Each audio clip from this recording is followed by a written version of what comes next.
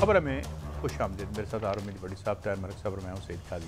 नाज़रीन, अभी आपने जनाब इमरान खान साहब की स्पीच सुनी है, ये जो भी प्रेस कॉन्फ्रेंस के जो प्रेस टॉक के हैं, जिसमें उन्होंने जो मेन नुक्ता था कि उन्होंने सवाल पूछा है इस मुल्क से और अपने लोगों से कि क्या वाकई खुदा न खास्ता हम गद्दार हैं। ज़ाहिर है उनके लोग और एक बड़ी कसीर आबादी उनको फॉलो भी करती है, वो तो ना में ही जवाब देंगे। बहरहाल इस पर बात करेंगे। शहबाज गिल साहब का मौक़िफ़ सामने आया है जिसमें उन्होंने कहा कि मेरे मुखातिब तो ब्यूरोक्रेसी थी, पाक फ़ौज नहीं थी, ये उनका कहना है। बहरहाल ट्रांसक्रिप्ट मौजूद है उसकी, अदालत आलिया जो भी है उसको देख सकते हैं। ममनुआ फंडिंग केस का फैसला अदालत में चैलेंज कर दिया गया है और PTI ने जो इंतखाबी स्केड्यूल में तब्दीली के लिए दरख्वास्त दी थी वो मुस्तरद होगी और डॉलर की कीमत में थैंक गॉड मुसलसल बड़ी साहब कमी भी आ रही है। अब खान साहब ये कह रहे हैं कि कौन मानेगा कि उनको, ये तो बहुत ही एक्सट्रीम है ना किसी को गद्दार कहना, ख़ास तौर पर इमरान खान साहब के हवाले से तो ये बात बड़ी अनकॉल्ड फॉर ही लगती है बड़ी साहब। बिस्मिल्लाहिर्रहमानिर्रहीम। देखें काजी साहब, उस शख्स को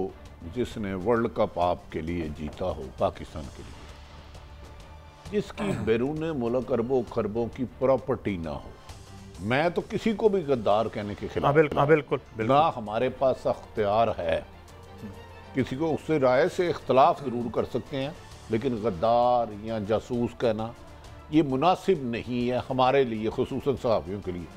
दूसरी बात, मेरा ख्याल है इमरान खान साहब ने आज जो पाकिस्तान तरीके इंसाफ और पाक फ़ौज के दरमियान गलत फहमी पैदा करना चाह रहे थे और बाकायदा एक एजेंडे के तहत लगे हुए थे, उसमें मुझे कोई बहाम नहीं है। उन्होंने उनको सबको पैगाम दे दिया कि ये फ़ौज मेरी है, पाकिस्तान की है, मैं कल भी फ़ौज के साथ था, मैं आज भी फ़ौज के साथ हूँ। तो मेरा ख्याल है वो प्रोपेगेंडा करने वालों को आज खासी मायूसी होगी। जो लोग एक मुतवातर से इमरान खान का मुकाबला करने की बजाय टेक्निकल तौर पे इसलिए नाकद करना, देखें पहले PDM बनी, PDM में से फिर पीपल्स पार्टी निकल गई, उसके बाद 3 साल ये लगे रहे। खैर एक आया स्टेज के अदम एतमाद आ गई, उस पर इत्तेहादी जमात चले गए। जब फिर पंजाब के ज़िमनी इलेक्शन हुए तो इमरान खान का ग्राफ यकीनन तमाम सर्वे के मुताबिक ऊपर गया। तो आज उन्होंने उन लोगों के लिए मायूसी होगी जो पाकिस्तान की इस्टेब्लिशमेंट और तरीके इंसाफ को आमने सामने झगड़ना चाह रहे थे। और दूसरी बात, तरीके इंसाफ हो, पीपल्स पार्टी हो, नून लीग हो, अवाम अपने फ़ौज से इश्क करती है, फ़ौज शान है, आन है, फ़ख्र है, वो उसको पसंद नहीं करेगी। हाँ, इख्तलाफ राय किसी एक बात पर किसी एक शख्स से हो सकता है, फ़ौज तो मुल्क का नाम है ना, पाकिस्तान का नाम है। उधर 8-10 लाख अफसरान हैं, जवान हैं, वो जो 24 घंटे हमारे लिए अपनी जानें कुर्बान करते हैं। फ़ौज के ख़िलाफ़ पाकिस्तानी कोई हो ही नहीं सकता, मास हुआ है जो गैर मुल्की एजेंडे पर पाकिस्तान को कमज़ोर करने के लिए आए। बाकी मेरे आप जैसे आम शहरी भी एंटी फ़ौज को बर्दाश्त नहीं करेगा। उन्होंने वो जो कुछ शॉट चलाए जो माजी में मोहतरमा बेनज़ीर साहिबा फरमाती रही, सॉरी मरियम साहिबा, नवाज शरीफ, मलक साहब, मैंने अपने डायरेक्टर साहब को कहा कि ये शॉट को म्यूट कर देना, वो भी नहीं चलाने। मतलब इतने सख्त लफ्ज़ थे कि हम अपनी फ़ौज के खिलाफ सुन नहीं सकते। हाँ, अगर ये लफ्ज़ कोई कह दे कि यार सियासत में इसका रोल नहीं होना चाहिए, ये इस राय को इख्तलाफ कहने को इसको गुस्ताखी नहीं समझना। ये तो आईनी बात कर रहे हैं आप, कानूनी बात कर रहे हैं। तमाम अदारे आइन और हदूद में रहे तो रहना चाहिए। क्या पुलिस को ये हक है किसी बेगुनाह शख्स को गिरफ्तार कर ले? क्या एक्साइज वाले को हक है कि किसी पे नाजायज़ टैक्स डाल दे, इनकम टैक्स वाले पे? तो मेरा ख्याल है इमरान खान की आज की तकरीर के बाद कुछ जमातों में सफ़ा मातम होगा जो ये साबित करने पर तुली हुई थी कि खुदा ना खास्ता पाकिस्तान की कोई सियासी जमात हमारे अदारों के ख़िलाफ़ है। मेरी तो अपनी असेसमेंट है। उन्होंने इसको बड़े इवन के उन्होंने अजमल कसाब का भी रेफरेंस दे दिया कि उसको किसने उछाला। बड़ी साहब, मेरा एक सवाल, फिर मैं मलिक साहब से ये सवाल लेके जाता हूँ। जब मेरी ये ख्वाहिश हो कि मेरे कहने पे फ़ौज जो है इस पार्टी को बाहर कर दे, मुझे अंदर ले आए, वो आइन की लड़ाई लड़ रहे हैं, ये आइनी लड़ाई होती है मतलब क्या ये आइन, ये फ़ौज का आइनी रोल? जब सवाल मैं करता हूँ, जब मरीम नवाज साहिबा, नवाज शरीफ साहब फ़ौज पर अटैक कर रहे थे तो उनके दिल में आइन की मोहब्बत थी कि यार तुम आइन के लिए करो। काजी साहब, वो बंदा आइन से, फ़ौज से मोहब्बत कैसे कर सकता है कि जो फ़ौज का सिपा सलार कमर जावेद बाजवा का नाम लेके उनसे इस्तीफ़ा मांगे?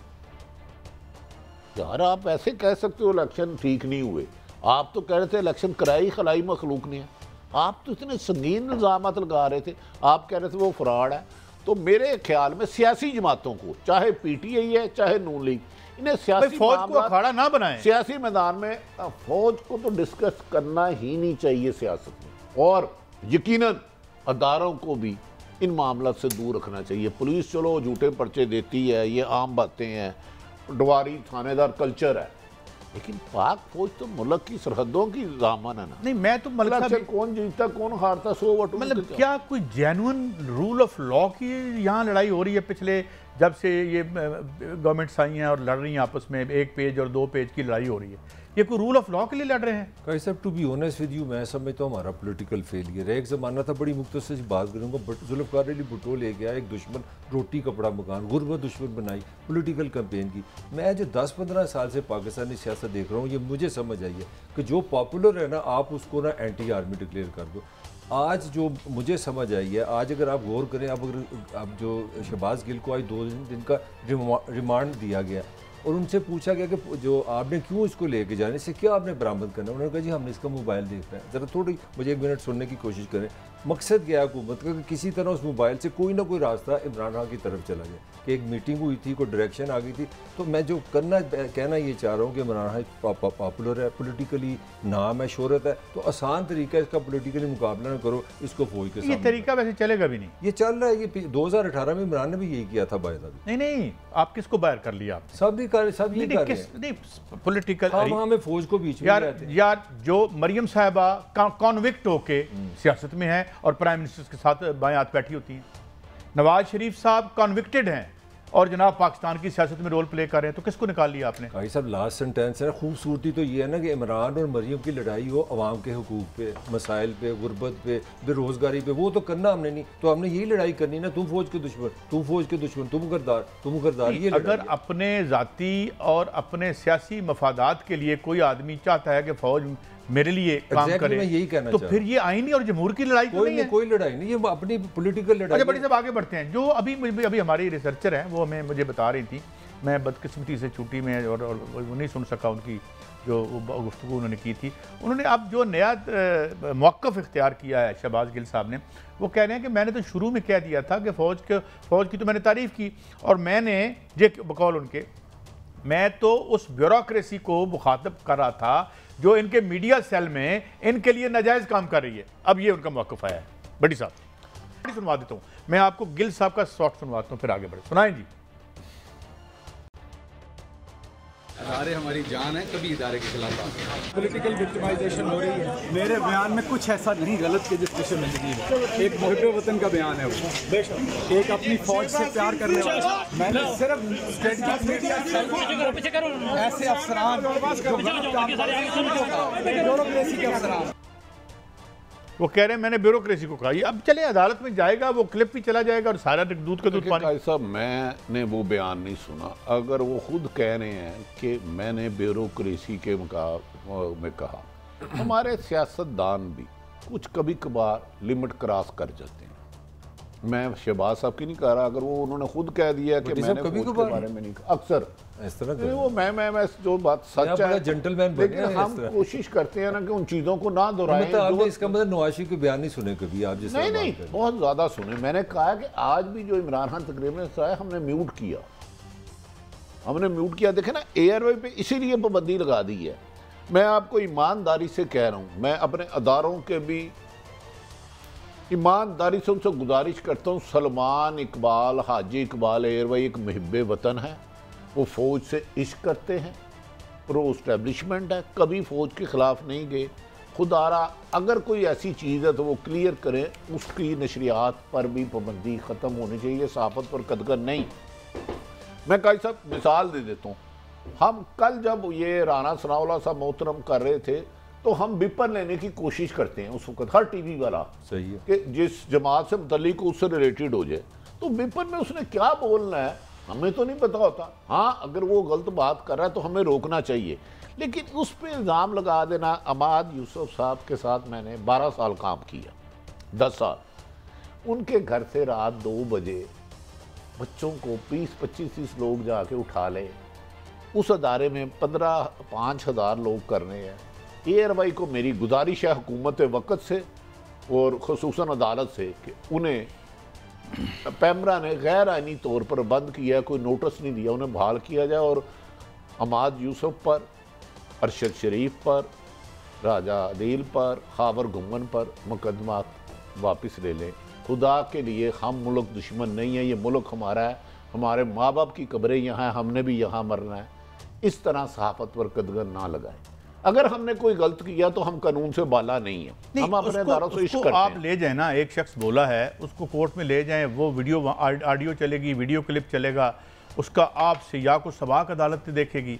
वी शुड जो फाइंड सेंस ऑफ जजमेंट है। साहब ने बड़ी खूबसूरत बात की है कि हमारा जो निज़ाम है, ये जो हमारे ब्यूरोक्रेट हैं, ये जो हुकूमत है, सज़ा पहले इन्वेस्टिगेशन बाद में, बड़ी इनकी खूबसूरत बात है। अगर किसी बंदे ने पाकिस्तान का कानून तोड़ा है, मैं हूँ, आप हो, AR ज़रूर सज़ा दें, मगर ये तो कोई बात नहीं कि पहले आप सज़ा दे दें, TV भी बैन कर दें, जर्नलिस्टों पे केस भी कर दें, हाँ उनको अदालत में ले जाए, अगर साबित हो जाए तो फिर आप उनको बैन भी कर दें। लेकिन पैमरा वैसे बंद कर नहीं सकता, उनको नोटिस देना चाहिए, कंप्लेंट सेल पे जाना चाहिए, वजाहत मांगे जी, वजाहत मांगी। काई साहब इस तरह 5000 लोग हैं और उन पर एयरवे पर तो है ये प्रो एस्टेब्लिशमेंट शुरू से।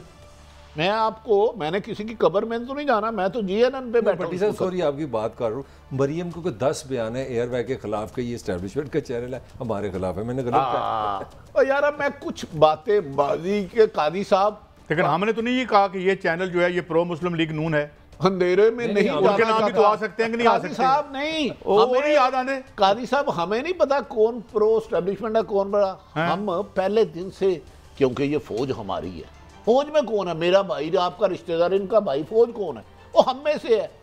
खुदा के लिए अदारों को, सियासतदानों को, मैं नून लीग को, पीडी दोनों को कह रहा हूँ। नहीं भट्टी साहब, एक सवाल है मेरा, आप क्योंकि हमारे लीडर भी नहीं है, आप ईमानदारी से बताएं इस माहौल में सहाफत जिंदा रह सकती है? अच्छा, जो कर दिया मलक साहब, आप कादी साहब तो हमें लिफ्ट नहीं कराते, वो तो हमें बिल्कुल अंडर एस्टिमेट करते हैं। मैंने काफ़ी अर्सा पहले कहा था कि सियासत नहीं, पाकिस्तान में सहाफत भी नामुमकिन होती जा रही है, मुश्किल। कहा था कि नहीं? कहा मैं क्लिप्स निकाल, ये हो गया। ईमानदारी से बात है, आज सुबह से एक स्ट्रेस में था, क्या चलाएं क्या ना चलाएं।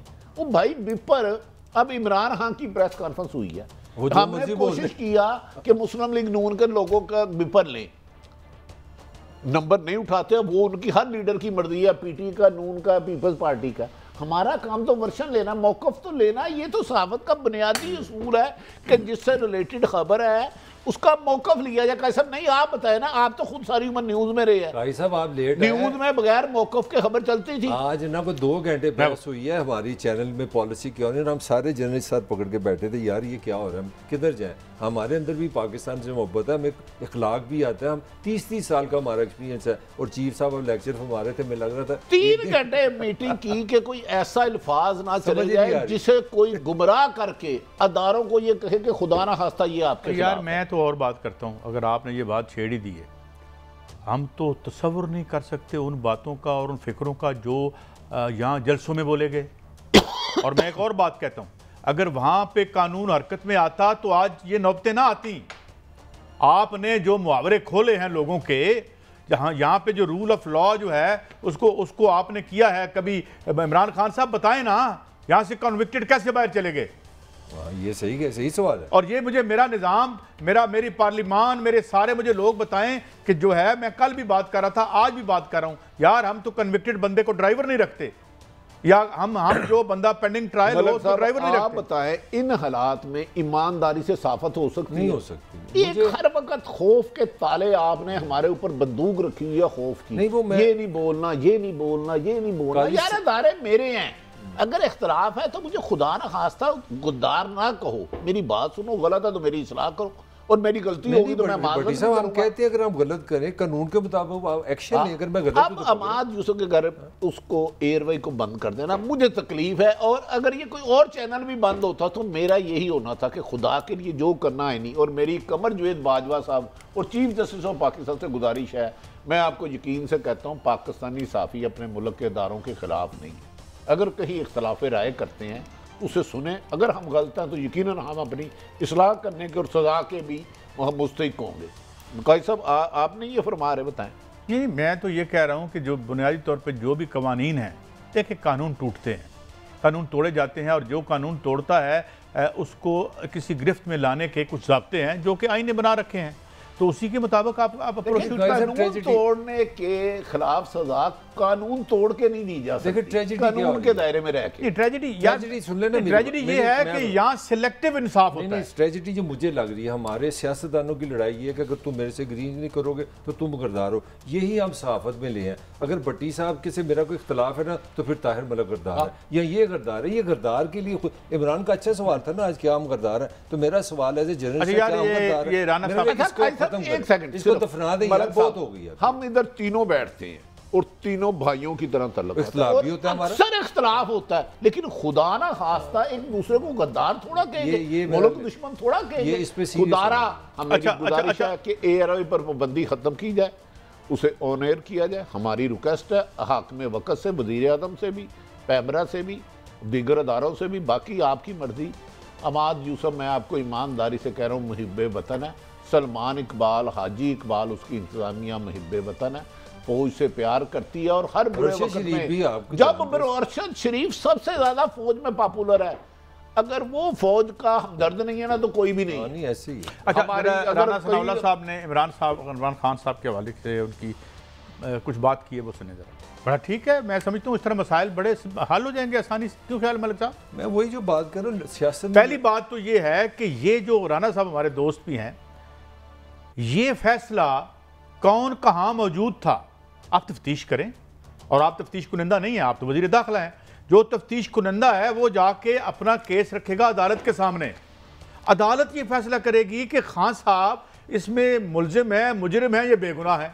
मगर उन्होंने तो फैसला दे दिया है और फिर की खान साहब ने अंदर कर दिए। देखिए कितनी दुख की बात है। यही हम लोगों ने यहाँ कहा था कि यार आपने खुदा का खौफ का इतनी बड़ी हीरोइन का केस इन पे डाला। हम लड़ाई की साहब के हक में बोले, प्रोग्राम निकालने सारे खड़े हुए हैं। हमने कहा राना सनाउल्लाह के खिलाफ गलत हीरोइन का पर्चा उनके पास नहीं हो सकती। अब ये देखे शहबाज गिल ने, एयरवाइक ने उसका विपर लिया, उन्हें रोकना चाहिए था। अब ये दूसरे टीवी ने भी तो राना साहब ने लिया। ये कोई बात कह दे कि राना इमरान खान को भी गिरफ्तार करेंगे तो टीवी इंतजामिया कैसे जिम्मेदार है? हम तो सही वो लाइव पेपर है, फड़ लो भाई, फड़े जाने दीजिए। अगर हाँ उन्होंने गलत किया, साजिश किसी के खिलाफ भी की है, मैं ये नहीं कह रहा हुक्मरान, एक आम आदमी के खिलाफ भी साजिश नहीं करनी चाहिए, लेकिन पहले उसको साबित करें। और कम से कम काजी साहब, यार मैं अभी आप नबी पाक मोहम्मद सल्लल्लाहु अलैहि वसल्लम के पास एक खतून चले गई और उसने कहा, ये अल्लाह के प्यारे हबीब रहमतुल्लाह अलैहि, ये मेरा बेटा गुड़ बड़ा खाता, तो आपने फरमाया इसे कल बुलाना। वो कल आए तो कल वो तशरीफ़ लाई, वो खतून आई और आप तशरीफ़ फरमा थे, तो आपने उसको समझाया। तो सहाबा कराम हो गए तो उन्होंने कहा, उन्होंने कहा जी कल तो मैंने थोड़ी देर पहले खुद खाया था।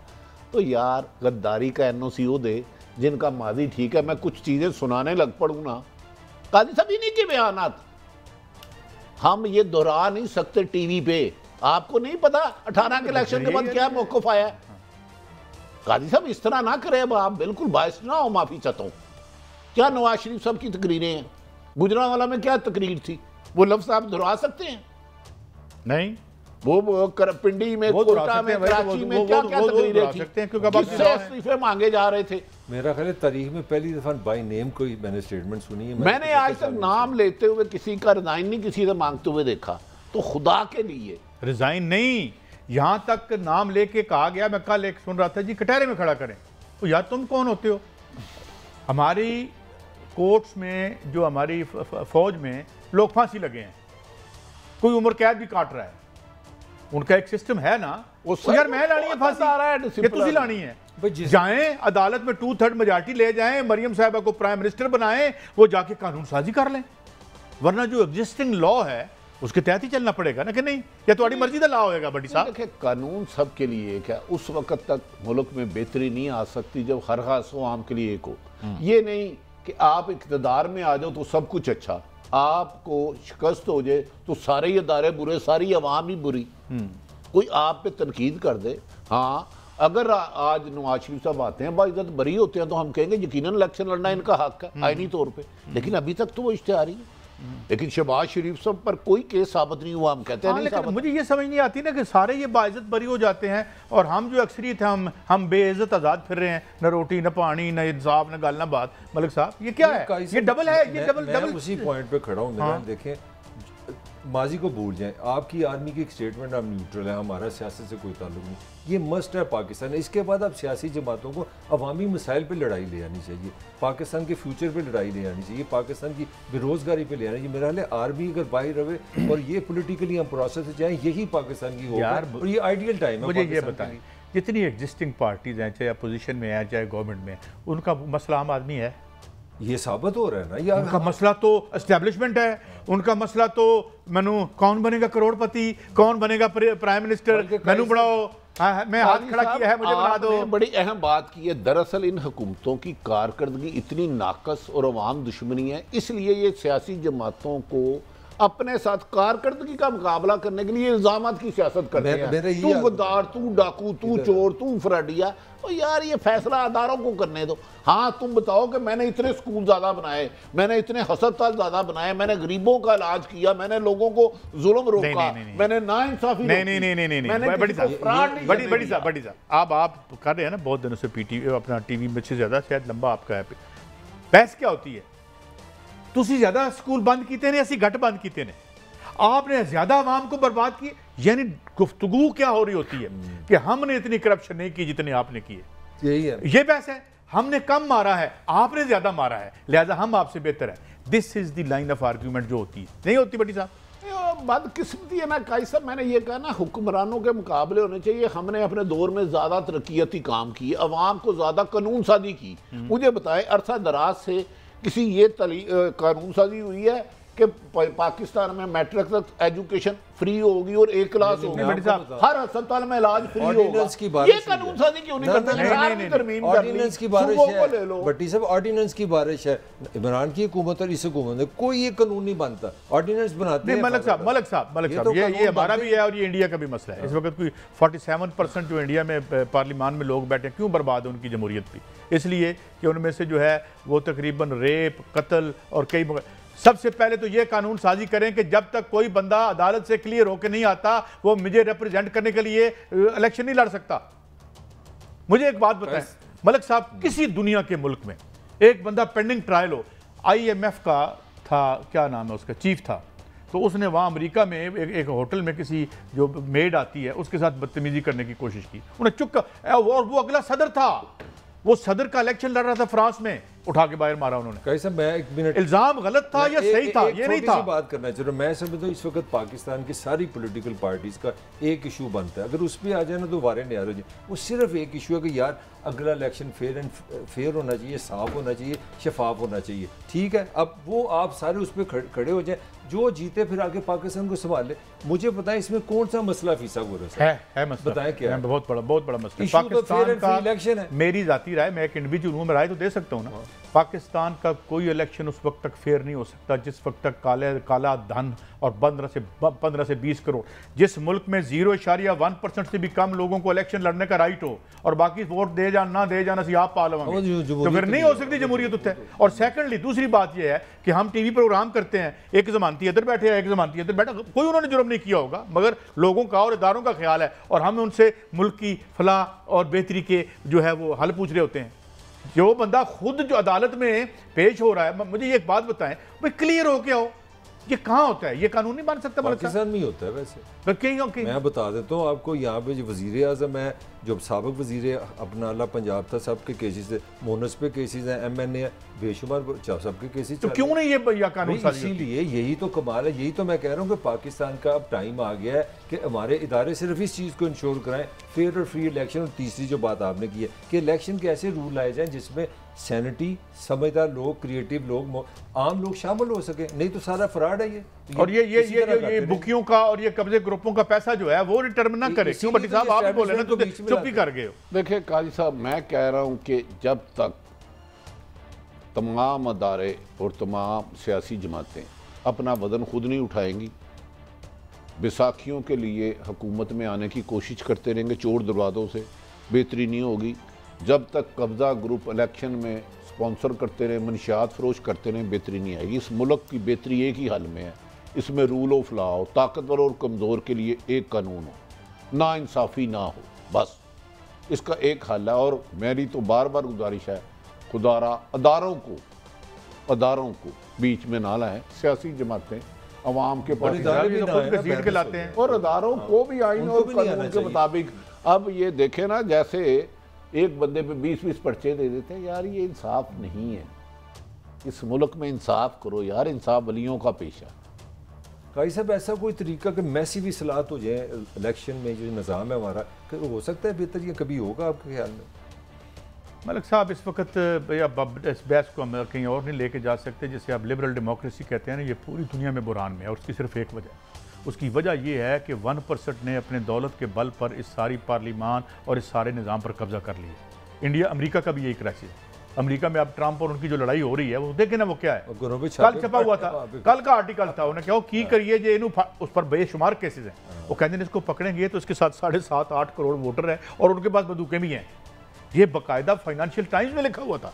तो ये मसला आ गया कि जब तक आप इसको क्लींस नहीं करते तो क्रेडिबल लोग जो है उनको आप लेकर नहीं आते। यहाँ पर तो इस इलेक्शन सिस्टम में तो नहीं आ सकते। सर मैं आपको दोबारा कोट कर देता हूँ। अमेरिका में एक इंडियन प्रोफेसर ने स्टडी की और अपने मुल्क के बारे में की, शायद सारे मुल्क के बारे में ठीक।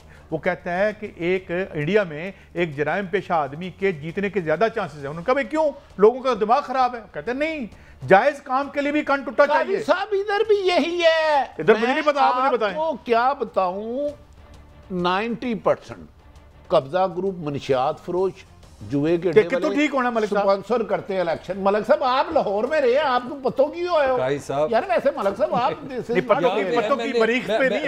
करते हैं, मैं आपको बताता हूँ। MNA MP जो बनता है ना पंजाबी कल्चर, एक तो आपके घर में मौत हो जाए तो वो आएगा अफसोस करने, और पुलिस अगर आपकी जान छुड़ा दे। अब मैं आपको गारंटी देता हूँ, आपने MNA बनना है, MP बनना है, एक सीक्रेट है, आप अपने इलाके में बता दें कि मैं पुलिस से आपका काम। आपकी बात सुने, सियासत खड़ी ही पंजाब में खुसूसन पटवारी और थानेदार पे है। ये कहते हैं ना, सानिया माराडोन के खिलाफ कार्रवाई करूंगा, आज उसके मेन मुल्जिम को फिर अहम पोस्टिंग दे दी। फिर मेरा एक सवाल है, कादी साहब छोड़े इनके कोलो फेल का तजाद, फिर मेरा एक सवाल है, हमें गुमराह किया है मलिक साहब। हम तो डरते मारे अब बोलते नहीं है। हमें अगर बोलने दिया जाए तो हम बताएं इन्हें कि कौन क्या कर रहा है। मलिक साहब चैनल बंद, ये कैसी भट्टी साहब बहस शुरू कर देते हैं, फिर दिल जल उठता है। मुझे ये बताएं, जो इन्होंने बात की है, आप इस निज़ाम में बलूचिस्तान का ट्राइबल सिस्टम को कमज़ोर करने की बजाय मजबूत कर दिया आपने। 1 सेंटीमीटर आप तारीख को और दुनिया अपने मुल्क को आगे नहीं लेके जा सकते। सोने सोने कपड़े पाए ने और रेंज रोवर तो बैठे ने और असम्बलियाँ चवा रहे ने तो जा रहे हैं, विक्ट्री साइन बढ़ा रहे हैं। जहाँ जिंदगी रुकी है वहीं रुकी हुई है और तो गंद पे है। 75 साल इसका मतलब है कि दिस इज ऑब्सोलीट, हमें कुछ और चाहिए। 75 साल आजादी के बाद रेलवे लाइन छोड़ी हुई है। माशरे में आप नाइंसाफी खत्म कर दे, इंसाफ करें। इंसाफ हर कोई, दुकानदार है वो अपने प्रोफेशन से करे, साफी है वो अपने से करे, सरकारी अफसर है अपने से करे, मामला ठीक हो जाएगा। याद रख ले, नाइंसाफी और जुल्म नफरत को जन्म देता है, नारगी को जन्म देता है। वहां अमन नहीं हो सकता जहां जालिम जुल्म करने वाला और जुल्म करने वालों को बचाने वाला हो। वहां अमन नहीं हो सकता। अच्छा, एक आपने अभी आपने बात की है, भट्टी साहब ने की, जो गोरा 47 में पटरी छोड़ के गया था, उसमें से अक्सर हमने बेची है। सर, मैं नाम नहीं लेता, चकवाल से जो ट्रेन कैलकाता से चलती थी, वो चकवाल से होते हुए भवन में जाकर रुकती थी और वहां से मुड़ती थी। तो सीते पटरियां बेच के खा गए हो। एक इंच पटरी नहीं बिछाई भट्टी साहब। और इन्होंने घर कभी देखे जाके अपना, आपने ब्यूरोक्रेसी के घर देखे? साहब ये ब्यूरोक्रेसी को कंट्रोल कर लें। मैं बताता हूं, दर्जनों अफसर लाहौर में भी 6-8 कनाल का घर, अगर कोई डीसी कमिश्नर लगा है, 10-10 कनाल के घर आज भी ना होंगे तो जो आप हुक्म करेंगे मेरी सजा नहीं। जमान पार्क और ये जो ठंडी सड़क पे जरा म्यो गार्डन में रेलवे के यार, मैं कह रहा हूँ कमिश्नर हाउस, DIG हाउस, मतलब अच्छा एक ब्रेक बेशुमार अफसर हैं उनके पास लाहौर में एक ब्रेक है। बड़ी साहब ब्रेकिंग न्यूज है और इसके लिए हम ब्रेक पे जा रहे हैं, वापस आएंगे, गुफ्तगू जारी रहेगी।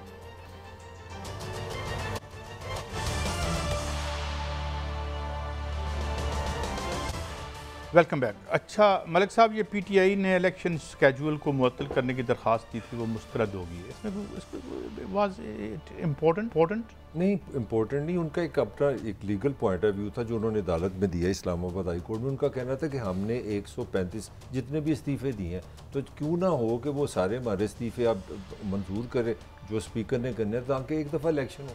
क्योंकि ये कर रहे हैं उसकी एक पॉलिटिकल रीज़न है। मेरा ख्याल भट्टी साहब ने आपको एक्सप्लेन भी किया था कि 11 लोगों को क्यों कबूल किया। अब हुकूमत ये चाह रही है कि वो पीसेस, वो डबल रोटी के पीस में ना इनको तंग करे कि 11 बंदे माइनस फिर जो खिलाफ हो।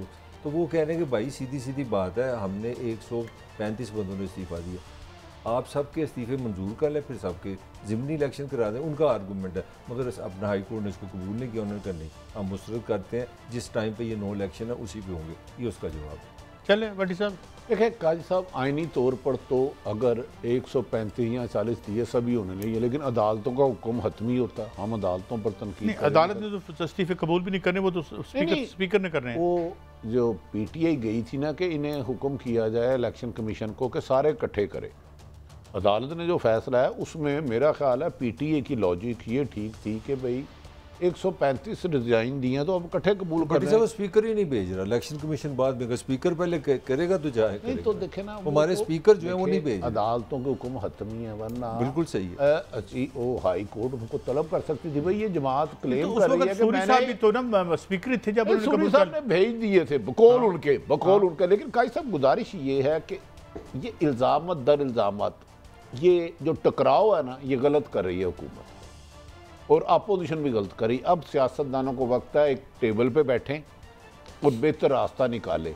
जिस तरह माशी हालत तबाही के दहाने पहुंच गई है, बिजली का बिल मेरे घर आया, मेरी चीखें निकल गई हैं, हर बंदा रो रहा है। आपकी परसों नास यूटिलिटी स्टोर पर 48% दालें, चीनी, इनकी कीमत में इजाफा हो गया है। और खुदा का डॉलर तो सस्ता हो रहा है, तो फिर इजाफा क्यों हो रहा है भट्टी साहब? भाईजान, आपका बिजली का बिल कितना आया जाके देखे ना, कौन सी चीज कम हुई है, कोई एक चीज बता दें। कम हुई है। मैं घर बना रहा था, 705 से शुरू हुई, 1120 की सीमेंट की बोरी आ गई। खुदा का खौफ करो और लुटेरो, ये बात करो, अपनी जाती लड़ाइयाँ सियासी मैदान में लड़ो, असम्बलियों में कानून साजी करो, लोगों को सहूलतें दो बुनियादी। जो जमहूरियत है, अवाम की हुकूमत, अवाम के लिए, अवाम के जरिए, ये लूट मार के लिए हुकूमत नहीं होती, चाहे किसी की भी हो। काजी साहब, अब जिस नैश पे पाकिस्तान आ रहा है, ये मिल बैठ के फैसले करने की ज़रूरत है। ये पाकिस्तान है तो उसके बाद सियासत भी है, सहाफ़त भी है, यहाँ अदारे भी हैं। पाकिस्तान को बचाने के लिए इन्हें एक पेज पे आना होगा, नफ़रतों को कम करके मोहब्बतों को तकसीम करना होगा, वरना ये जिस तरह इल्ज़ाम दर इल्ज़ाम की शिकायत है, मैं हमेशा कहता हूँ मुझे तसादम नज़र आ रहा है। नहीं, लेकिन मलिक साहब, ये जो भट्टी साहब बात कर रहे हैं कि जब पॉलिटिकल पावर भी उन्हीं के पास होगी जो जिन्होंने चीज़ें पैदा करनी हैं, जिनके पास ज़राए पैदावार हैं, इसका जब आप इज्तिमा कर देते हैं, पॉलिटिकल पावर भी सईद काजी के पास है, शाम को सईद काजी ने तय करना है कि आज दूध कितने का बिकेगा, ठीक है, तो फिर कम ठीक हो सकता है। काजी साहब, हम एजेंडा सेटिंग हम पढ़ाते हैं कम्युनिकेशन में। देखिए, इस मुल्क में अभी अपना मरीम औरंगजेब बस अब अपना प्रेस कॉन्फ्रेंस कर रही, मज़ा तो तब है ना, वो कहें जी हमारी हेल्थ की ये पॉलिसी है, इमरान से सुपीरियर हम, हमारी सेहत की ये पॉलिसी थी, तालीम की ये पॉलिसी थी, महंगाई को हमने इस तरह कंट्रोल करना है, हमारे पास बेरोज़गारी का बड़ा चपलान है। अब काम दोनों ने क्या शुरू कर दिया है कि एक दूसरे की रिकॉर्डिंग ले आओ, इसने फ़ौज के ख़िलाफ़ ज़्यादा बातें की हैं जो हमने शुरू में किया, ये गद्दार है, वो आ जाता है ये गद्दार है। मैं ईमानदारी से समझता हूँ ये गद्दारी कर रहे हैं पाकिस्तान की अवाम के साथ। यार, ये फौज तो हमारा इदारा, इस पे बहस की कोई गुंजाइश है? गद्दारी मेरे से हो रही है, फौज में कौन है लोगों के साथ? मेरी फैमिली में 10 होंगे, आपके 50 होंगे, गद्दारी अवाम के साथ। यार, उसको क्यों लड़ाई करते हो? अगर कहीं एक आधे बंदे का कोई निशानदेही करे, वो करे। ऐसे अदारा तो कोई भी गलत नहीं है। क्या सहाफत में अच्छे लोग भी होंगे, बुरे भी होंगे? जमहूरियत में ये गद्दारी नहीं कि आप लोगों के मसाइल मलक साहब, इसमें माफी चाहता हूँ, जमहूरियत इस मुल्क में नहीं आई, इक़्तिदार के हसूल की जंग होती है। देखे ना, पहले इमरान साहब आए, उन्होंने उनके अब मोहतरमा मरियम औरंगजेब मेरी तो बहनों की इमरान के सुना रही, वो सुना रहे हैं। यार, इस लड़ाई से निकल जाओ। यहाँ पे ये कानून साजी की जाए कि हमारे अलावा इस असम्बली में कोई और ना आए, कोई बंदा ना आ सके जो अफोर्ड नहीं कर सकता, जिसकी पर ये मैं तो आपको पहले भी ये कह चुका था कि सिर्फ ये इस्टेब्लिशमेंट नहीं, हर किस्म की मतलब आलमी भी इस्टेब्लिशमेंट से बैकडोर रखते हैं। देखिए काजी साहब, सियासतदान कहते हैं, परवेज़ खटक साहब ने, लेकिन उन्होंने कहा ये वसीला, ये नहीं, वसीला अवाम है, अदारों का काम अपना काम है। मैं इसको नहीं, वो तो ठीक है, मैं तो सिर्फ अवाम के वोट पे यकीन रखता हूं। खूबसूरत बात। अदारों का क्या काम है? मुझे इलेक्शन जिताया, आपको सलूट कर रहा हूं मैं, बहुत अच्छी बात है। अदारों को क्यों, इसका मतलब है कि मैं इलेक्शन हार जाऊं तो मैं अदारों पे तोहमत लगा दूं, मैं जीत जाऊं तो अदारे अच्छे। लिहाजा उन्हें उनका काम करने दें। 22 करोड़ अवाम की जानो माल की हिफाजत उनकी जिम्मेदारी है। पाकिस्तान की फ़ौज और ISI से मुकाबला करना है, रा से, मुसाद से, CIA से, इन एजेंसियों से। भारत आपकी साइड पे बैठा है, तो अदारों का काम करने दें। मेरी तो गुजारिश ये होगी मलक साहब, अगर आप मैं सल्यूट कर रहा हूँ दिल से आपको, बड़ी खूबसूरत भाई अवाम के जरिए आओ, पार्लियामेंट अवाम के जरिए। स्क्रिप्ट बड़ा मज़ेदार है। मुझे खटक साहब को सुन के ना अपने नवाज शरीफ साहब याद आ गए कि भाई मैं फ़ौज पे तनकीद करूँगा, शहबाज शरीफ मीठी मीठी बातें करेगा, तो खटक साहब बन गए शहबाज शरीफ। ये भी वही स्क्रिप्ट है 2018 वाला।